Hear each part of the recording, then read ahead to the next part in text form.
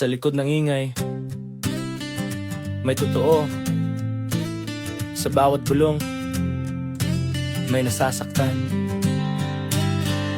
Bistado na ako sa mga kwento kong gawa. Ako rin ang mitsa, ako rin ang problema. Sa bawat post, sa bawat parinig, parang laro lang sa'kin, di ko iniisip. Natutuwa pa ako pag ako'y naliling. Lalo na kung crush ko, kahit mali ang hint, kahit may masaktan, kebs lang sa pakiramdam. Basta ako ang topic, parang panalo na naman. Yeah, hindi ko alam kung bakit ganito ko. Sa gulo ko mismo, ako'y nalulunod. Gusto ko ng pansin kahit kapalit ay sakit. Sa bawat issue, konsensya ko'y tahimik.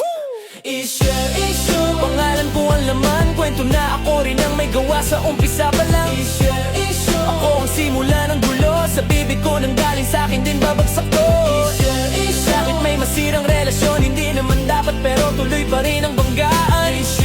Sa salamin ko nakita ang kaaway ko pala. Sarili ko pala. May nababanggang puso na di ko naman dapat galawin. Pero dahil sa chismis parang sinadya kong sirain. Hindi ko minahal pero di rin pinigilan. Basta may pangalan ko okay lang na masangkot dyan. Akala ko astig, akala ko cool, pero bawat tawa ko may kapalit na luha ng iba doon. Habang sila'y naguguluhan, ako'y nag-i-enjoy. Hindi ko na malayang ako na pala ang destroy. Sa bawat sorry na di ko binigkas, may relasyon na tuluyang nagwakas. Hindi ko inisip ang epekto ng salita, hanggang sa bumalik lahat sa aking mukha.